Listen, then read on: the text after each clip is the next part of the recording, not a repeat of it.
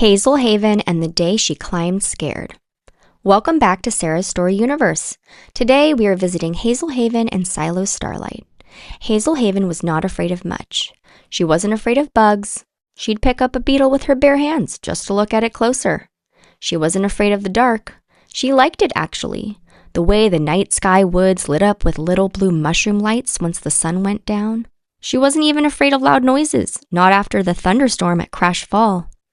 But there was one thing in the whole night sky woods that always made Hazel's stomach drop. Heights. Not just any heights.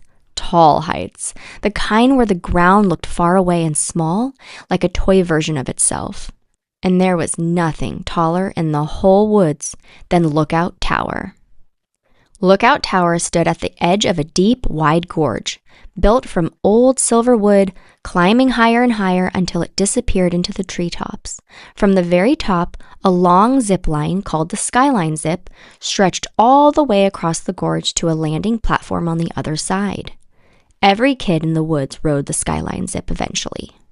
Most kids rode it from the top platform, where the line was longest and the fastest and the most fun. Hazel always rode it from the low platform, the one only 10 feet off the ground, the one with the little kids and the slow, gentle ride that barely counted as flying at all. Today was Try Day, the one day each season when every kid got a free turn on the Skyline Zip, top platform included. "You're doing the top one this time, right?" Silo asked, jogging up beside her with his harness already buckled. Probably not," Hazel said. "Hazel, you climbed Crashfall Cave. You crossed Thunder Bridge in a storm. That's different. That was scary in a different way." "How is it different?" Hazel looked up at Lookout Tower, all the way up, past 3, 4, 5 levels of ladders and platforms until the top disappeared into the leaves. "That's a height kind of scary," she said. "This is a way taller height kind of scary." Silo squinted up at the tower too. "I mean, yeah, it's tall. That's kind of the whole point." "Easy for you to say. You've done the top one 100 times. "The first time I did it, my legs were shaking so hard I could barely climb the ladder," Silo said. Hazel looked at him. "Really?" "Really. I almost climbed back down twice." "What made you keep going?" Silo thought about it. "I think I just wanted to know what it felt like at the top more than I wanted to feel safe at the bottom." Hazel looked back up at the tower. A kid zipped across the gorge above them, way up high, screaming with laughter the whole way across. That did look fun. A lot of fun. "Okay," Hazel said. "I'll climb up, just to see. I'm not promising I'll go." "Deal," Silo said. "I'll climb right behind you." They clipped into their harnesses and started up the ladder. The first level wasn't bad. The ground was still close enough to feel normal. The second level, Hazel's hands felt a little sweaty on the rungs. But the third level, the ground had shrunk into a patchwork of green and silver far below, and Hazel's stomach started doing its familiar drop. "You good?" Silo called from below her. "I'm climbing," Hazel said, which wasn't exactly an answer. "That's all you have to do. Just climb." Fourth level, the wind picked up, rustling through the leaves around them. Then, on the fifth level, right near the very top, Hazel made the mistake of glancing down through a gap in the planks. The ground had shrunk even tinier, far off patchwork with nothing but open air between her boots and the bottom of the gorge. Her whole body locked up. Her hands clamped onto the rung in front of her so tight, her knuckles turned white.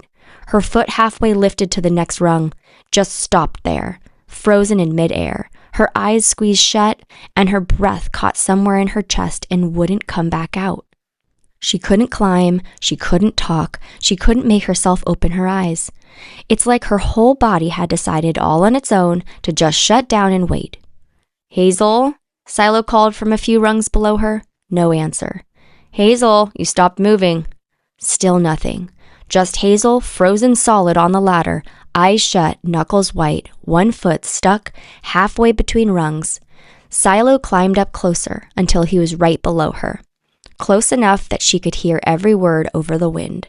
"Hazel, listen to me. You're okay. Both your hands are on the rung, the harness is clipped in. You're not going anywhere. Just breathe." Hazel's chest felt tight, like she couldn't get in any air at all. In through your nose, Silo said. Just try it, one breath. Somewhere underneath the frozen, locked-up feeling, Hazel heard him. She pulled in one shaky breath through her nose. Good. Now out slowly. She let it out. One more. In. She breathed in again. Out. Her hands were still locked onto the rung, but her shoulders dropped a tiny bit. You're not falling, Hazel. The ladder's got you. The harness has got you. And I've got you too. Same as the bridge, remember? You just have to move one more time. Hazel's chest loosened, just slightly, enough for one more breath to get all the way in. Can you feel your foot? The one that's still up in the air? Hazel nodded, even though Silo couldn't see it. Just set it down on the rung, that's all. Don't even look up yet. Slowly, carefully, Hazel's foot found the rung and pressed down onto it. There you go, Silo said. Now open one eye, just one. Look at the rung right in front of your hands, nothing else. Hazel cracked one eye open. The rung was right there, solid wood, close enough to touch. Good. Both eyes now. Just look at your hands.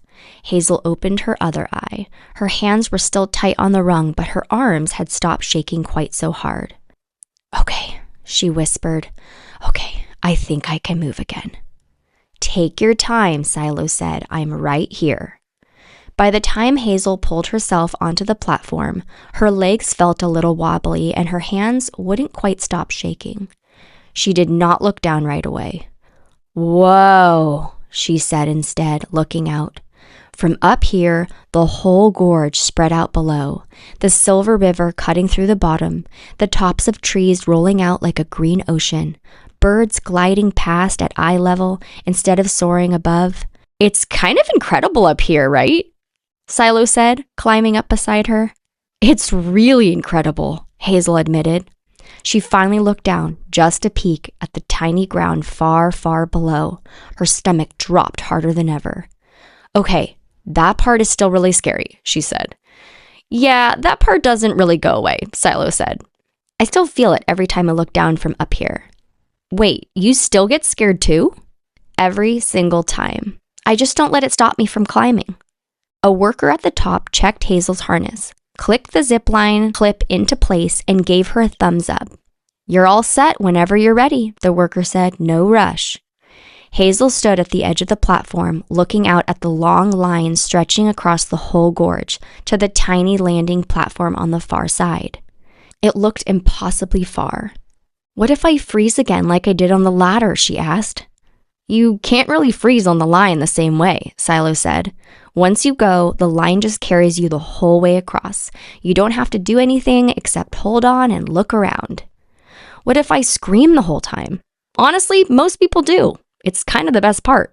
Hazel gripped the rail with both hands. Her stomach flipped, her legs shook, and every part of her wanted to climb right back down that ladder. But she also really, really wanted to know what it felt like to fly across the whole gorge. I'll go right behind you, Silo said. Same line, just a few seconds after. You'll hear me the whole way. Hazel took a breath, then another. Okay, she said, I'm going. You sure? No, Hazel said, but I'm still going. She stepped off the platform before she could think about it any more than that. Whoosh!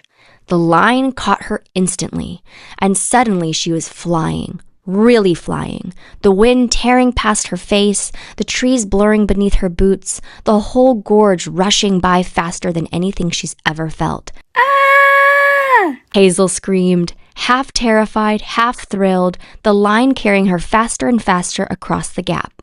Behind her, Silo's voice came roaring through the wind. Hazel! You're flying! I'm flying! Hazel screamed back, and this time it wasn't just terrified. It was the best feeling she had ever felt in her entire life. The wind roared past her ears, birds scattered out of her path, the river flashed silver far below, and the landing platform rushed up to meet her faster than she expected. Thump! She hit the landing platform a little harder than planned, stumbling forward into the safety net, laughing so hard she could barely stand up straight. Silo landed right behind her seconds later, grinning ear to ear. "That was amazing," Hazel shouted, still catching her breath. "I told you," Silo said. "How do you feel?" Hazel thought about it. Her legs were still shaky, her heart was still pounding. "My stomach still feels like it's up in the tower," she said, "but the rest of me wants to do it again. Right now. Immediately." "Even after you froze on the ladder?" Silo asked. "Especially after that," Hazel said. "I really thought I was stuck up there, like actually stuck." "You weren't stuck. You just needed a second." "How did you know what to say to get me moving again?" "Because the exact same thing happened to me the first time I climbed up there," Silo said. "Someone talked me through it the same way. I just remembered what helped." "That was so scary," Hazel said. "Way scarier than the flying out part, honestly." "Yeah, freezing up is its own kind of scary," Silo said. "But you came back from it. You opened your eyes, you kept climbing, and then you flew the whole way across without stopping once." "That's exactly how I felt the first time too," Silo said. They climbed down the ladder, and the moment Hazel's boots touched solid ground, she turned around and looked back up at the tower, all the way up to the tiny platform where she'd stood just minutes before. "I can't believe I actually did that," she said. "You didn't just do it," Silo said. "You did it scared. That's the part that actually counts." Hazel grinned. "Can we go again?" "Already heading back to the ladder," Silo said, jogging off ahead of her. This time, Hazel didn't hesitate at the bottom of the ladder. She climbed right up behind him, one level at a time, her hands a little less sweaty, her legs a little less shaky, all the way up to the top.